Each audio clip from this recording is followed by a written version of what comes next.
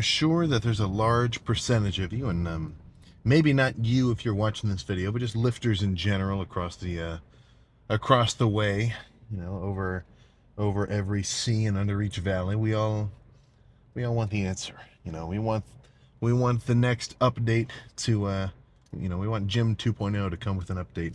The legs have now been buffed. Their hypertrophic response is now double what it used to be. Leg days are no longer something to dread. Your legs are you're gonna get 30-inch legs, or however. Yeah, 30-inch legs are fucking huge. You're gonna get 34-inch legs just by walking down the driveway to get your mail. But until that happens, which I don't want to burst your bubble. I hate to dog in any kind of conspiracy or sort of hope that you may have built up, but that's not going to happen. We're not going to see that anytime soon, if ever. So until then, I think we've still got a couple of reasonable tricks in our sleeve that'll actually let us work within our means to build up our legs. Now, one of those, probably the most important part, is to fucking not be a total chump and hit legs at all. No skipping, no nothing. Which apparently is a pretty big piece of the puzzle, since I'd say out of all muscles, calves, adductors, maybe excluding neck training, legs get the least love. They get the least love, man, and I understand why. I mean, this is going to be hard. I'm going to be fucking, like, drenched in sweat, kind of fucking out of breath. My hamstrings are going to be burning. My quads are going to be on fire on the leg extensions if I do some squeezing shit and whatever else. I mean, yeah, it's a little uncomfortable, but that's the fun part, man. That's what makes it cool. If you can't handle that, then you don't really deserve the fucking benefits afterward. And that's not even just. I mean, it's not like that's an accurate statement per se. I mean, deserving whatever else. It's all very ambiguous there. But it's like any fucking great story ever. You don't just throw the ring into the fire of Mordor without having a pretty strenuous and lengthy journey until you get there. So that's where I say get comfortable. Get fucking comfortable on the leg extension. Get comfortable under a leg press. Squats, I'm not saying don't squat, of course.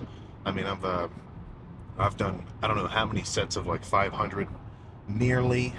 I've never touched 600 pounds on a barbell squat. I've done, the heaviest one was like 585 for 8. I don't have it fancily recorded on like the real camera. That was just like on my phone a little while ago. But I've squatted for a while. But at least for now, I've been starting to like a lot of Smith machine squats instead. Just much more stable. I don't have to worry about fucking balancing everything else, and it doesn't fatigue my whole system. It really just thrashes my quads, so I can sit there, recover a little faster, and do more volume. But regardless, as long as whatever you're doing is fucking wrecking your quadricep, what are the names? Your medial head, your inner head, and your outer head. Whatever. I don't know. I'm not that kind of lifter. I'm not the guy who's going to comment like, how do I work my vastus lateralis? Yet, I can see them. Outer quad, teardrop, inner quad, or medial, whatever. Close enough. But I'm not joking. Just by doing it, you're going to notice fucking gains. I mean, I can tell even just after the last like month or so of doing consistent forearm work, like my forearms are a little bit fucking bigger.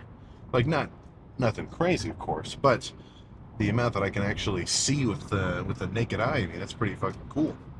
So if you're interested, as I'm sure we all are, to have bigger legs, then you have to do a leg day. I was I just, I don't know where I saw it, but it was the sentence. It's like, how do I look like somebody who works out every day? The answer to that question is already, I mean, you just answered it. Work out every day, It's, there's no getting around it. The only kind of, I feel like the real trial is just being able to say, like, okay, this is what I have to do. And maybe not even that. I'd say this is what you get to do. You know, this is the fucking fun part. So I'm gonna put my headphones in, get crazy, fucking hyped up, and hamstrings will be first. Hamstrings will be first, followed by quads, followed by maybe a little bit of adductors at the end. So let's just stop talking about it and actually get started. Opening set. Heavies I can go on here. Reasonably controlled. Maybe I'll try like a full second squeeze on the top if I can. But pretty much just go until I can't move the weight anymore, which I think is a pretty solid approach.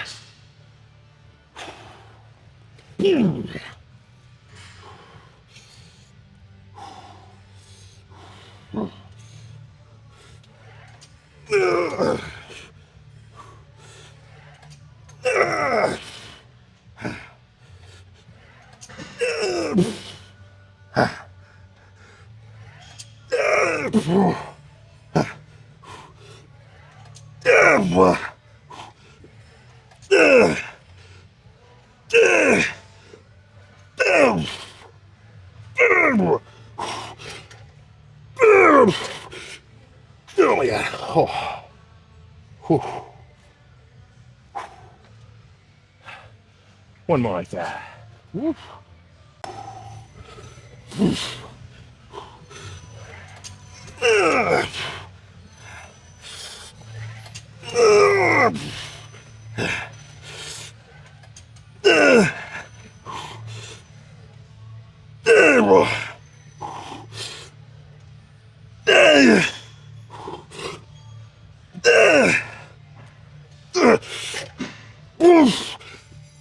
Okay.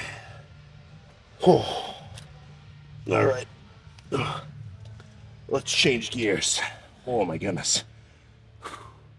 That was too much weight. Not in like a danger kind of way, but I mean, that was like only 3 good reps and the rest were partials.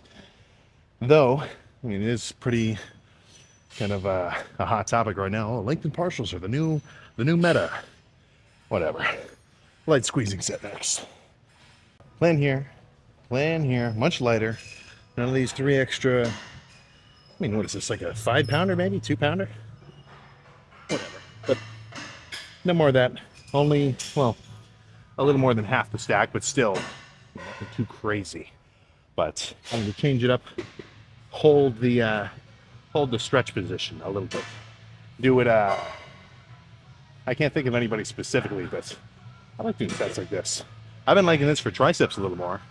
Well, maybe not exactly, but if the point of the last set was to hold the squeeze, the point of it, I got the hiccups, but the point of this one, hold at the bottom.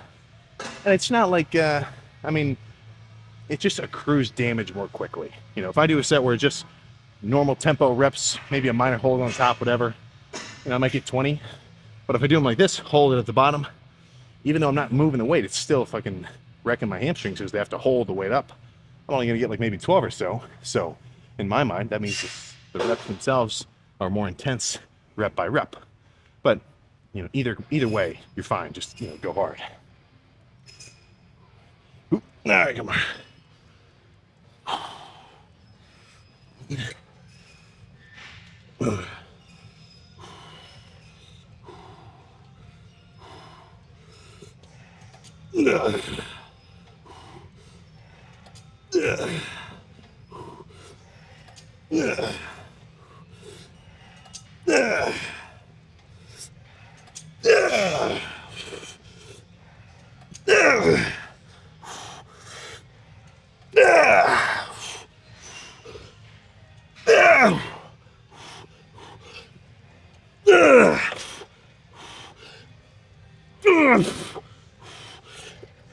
Oh yeah. Holy crap. No.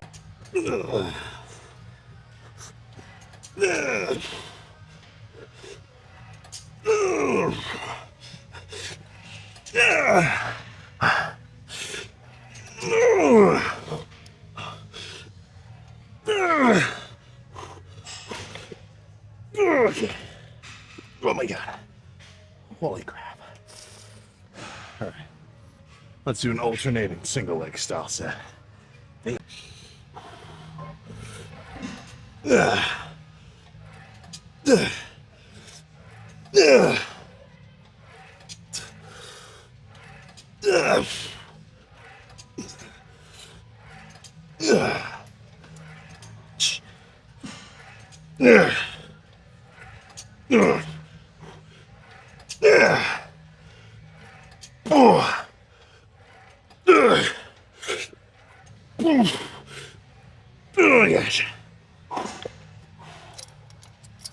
Oh, gosh. Hey. Okay. I think that's a fuck enough. Oh my gosh. Ooh.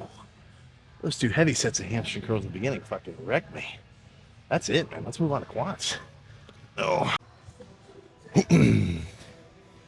Alright, so before anything crazy, let's get some leg extensions started. I'll actually go a little lighter. That felt a touch too heavy.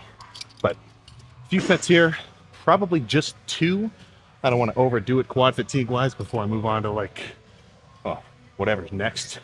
But regardless of, you know, even if you got the bulletproof Tom Platz knee genetics, I'm still going to start off with leg extensions, at least for right now. I mean, time's going to change. I used to not do this, but now I do. But 2 sets of good-ass leg extensions, dude, I like it. Pumped, warms my knees up. I can transition to whatever pressing movement I want to do very smoothly, and I don't notice that much strength loss. Like, even if I do 2 crazy fucking sets here, if I were to move on to like a barbell squat, leg press, whatever, you know, I'm still moving around pretty fucking comparable weight to what I think I could do if I was like totally fresh. So I don't necessarily see this as like a quad destroyer. Maybe quad stimulator, quad activator, and then pumpinator. That's a good one. But let's start here. 5, 5, 5, 5, 5. That's kind of the technique I've been liking.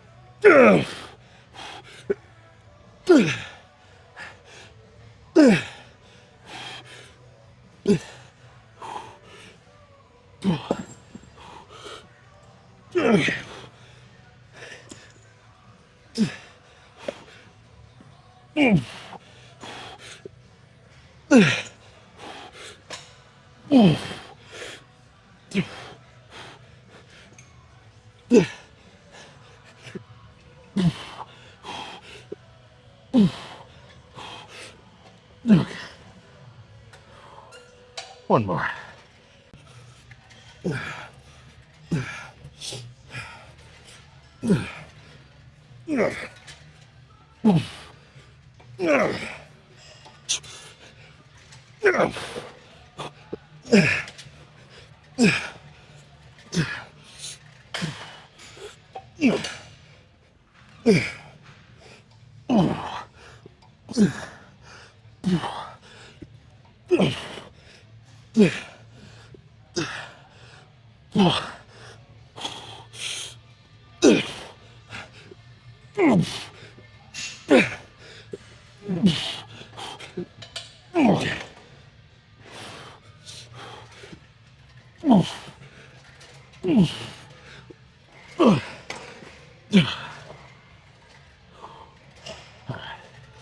Let's move on. Oh yeah.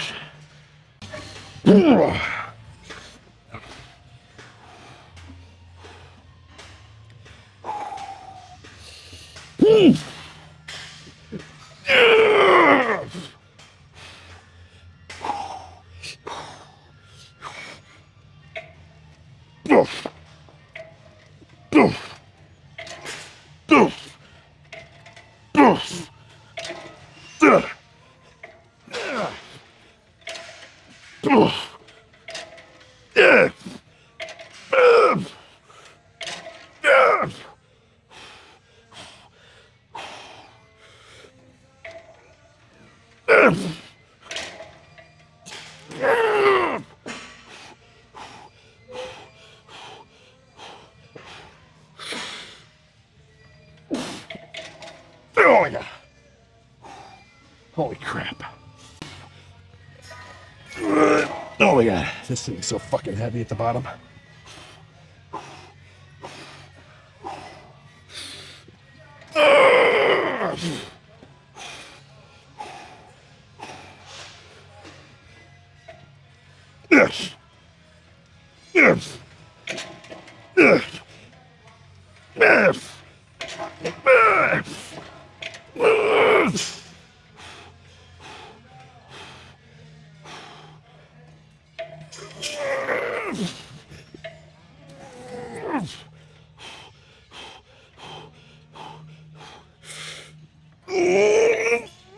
Okay.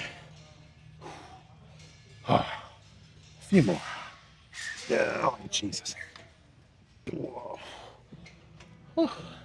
Holy crap. 2. Perfect. Thanks.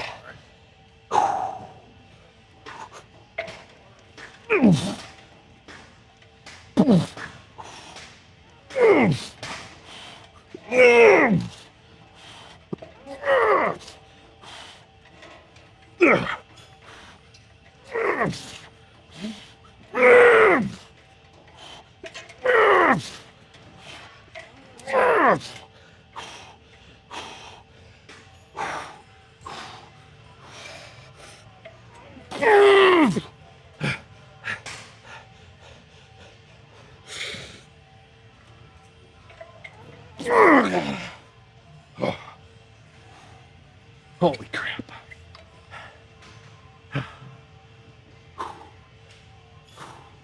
I don't think I was going to be able to move that fucking weight from the bottom without a little bit of help. So, if you ever run into a similar issue, don't be afraid to ask somebody for a little assistance. But I think that's it. Let's finish with a pump and set of leg extensions. These are nasty. I have reason to believe that the damage has been done. So now all I want to do is really try to pump up my quads as much as, well, humanly might not be the right word, as much as lifterly possible. So lightweight, half the weight that I was doing for those initial starter sets. So actually, yeah, okay, that's about right. So, same style, 5, 5, 5, 5, 5. Maybe not even like to complete failure, because with this light of weight, I mean, it's just kind of hard. It's going to take forever. So the goal here is just burning, pumping. And then once I feel like I've done enough, probably 4 back and forths. Find some lighting, pose down, and scram. Yeah, you fucking eat something, man.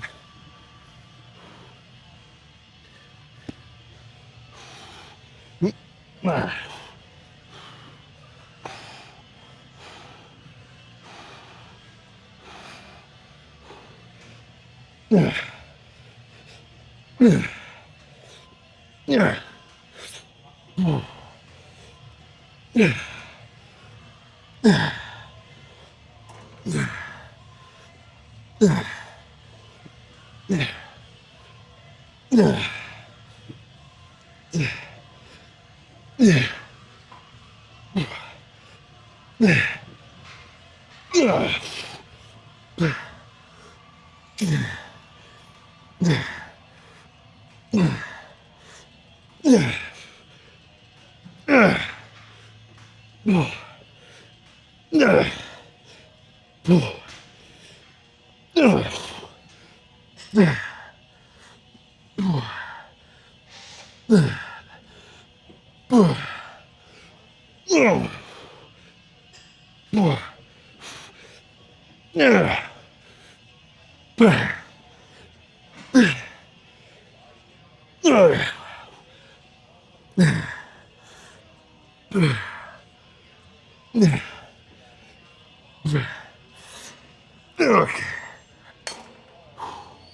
Yeah, let's pose down.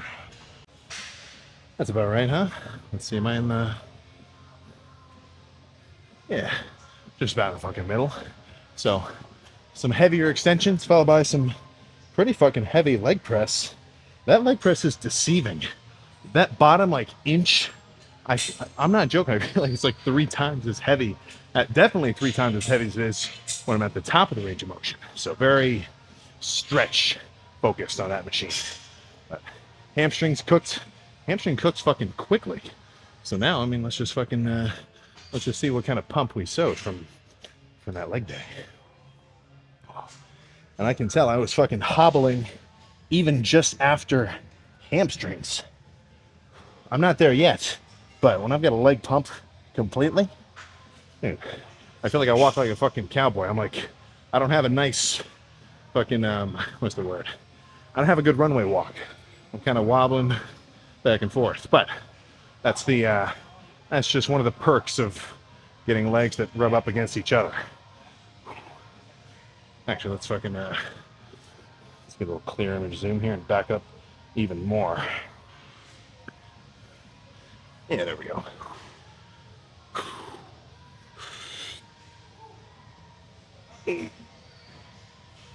Oh my gosh.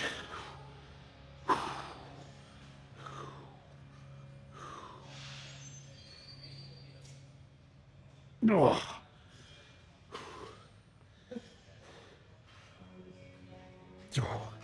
I guess this would be the real pose. Oh my gosh. Okay, that's the end. A little bit veiny, not so separated and striated, to be expected, especially since we're, we're not aiming for leanness right now. We're aiming for fucking, we're aiming for the accrual of mass. But I think I'm too fucking tired to come up with a real good ender speech-wise. So let's keep it simple.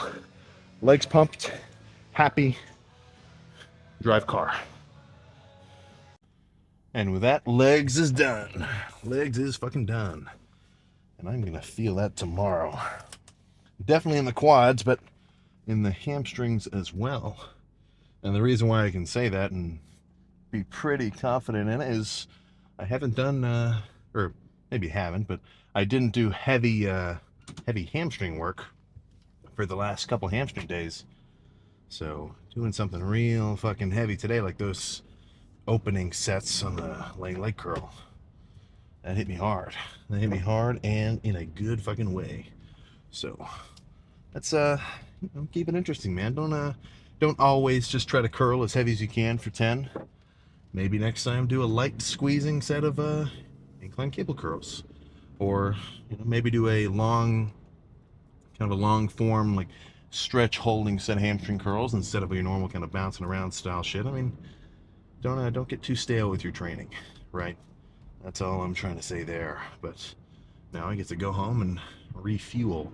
I can tell that I'm definitely running a little bit lower in terms of my my blood sugar, to the point where I kind of wish I had brought like my little blood sugar monitor, just because I'm kind of curious, because after a full leg day, you got to remember your body's primary source of energy, at least that it can actually tap into quickly, it's your glycogen. It's your intramuscular carbs, your intramuscular fucking water and sugar. That may as well be high octane fucking jet fuel as far as I'm concerned, or as far as your body is concerned, rather. So, post workout, what does that mean? You should replenish your fuel. If you're gonna have sweets anytime during the day, I say post-workout is the best, because giving yourself a little insulin spike from slamming something very easily digestible, and maybe not easily is the right word, but quickly, like some sweets, like some crumble if you're of the crumble affinity, or some fruit snacks if you're like myself, or some Ben and Jerry's cookies and cream. All reasonable options, because post workout you have a very direct and pretty strong need for some carbs, man. You should replenish your system. You just stressed out. I mean, I definitely just stressed out my quads and hamstrings in a good way, and that costs money. Not money, but it costs fuel. Every time you do a burnout in your Tesla, guess what? Your battery you just lost 10% power from doing that. 10%, and that's every set of whatever you're doing. So hook yourself up to the charger and slam something. I'm not one to say, like, if you don't eat within 30 minutes, you're now killing your gains, but that is the best case scenario. And a good way to think about that, and really a good way to think about a lot of things, not that you should take every argument to the extreme, but doing so is kind of a little bit of a good practice to, at least for me, kind of see where you stand on certain kind of situations.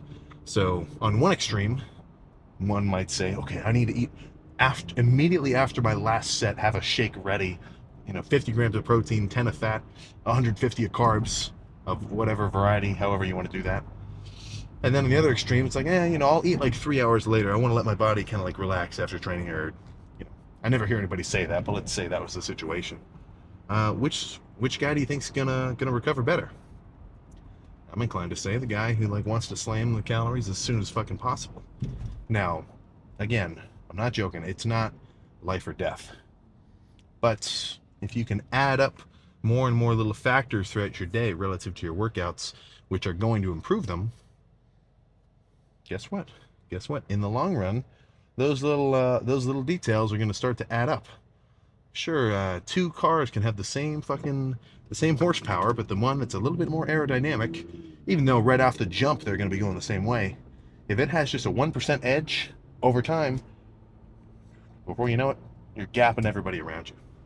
So try to keep that in mind. Every time you might be doing something that may interfere with your gains, at least make a conscious effort to think like, okay, is this worth the compromise or not?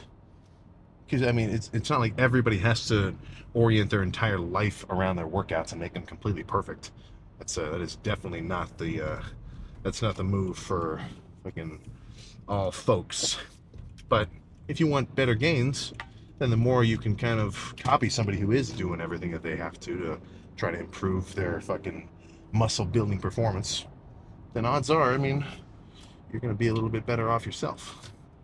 So get your sleep, slam your food, drink your fluids and electrolytes, and go hard. And honestly, the going hard part, that's probably half of it, at least in terms of getting jacked.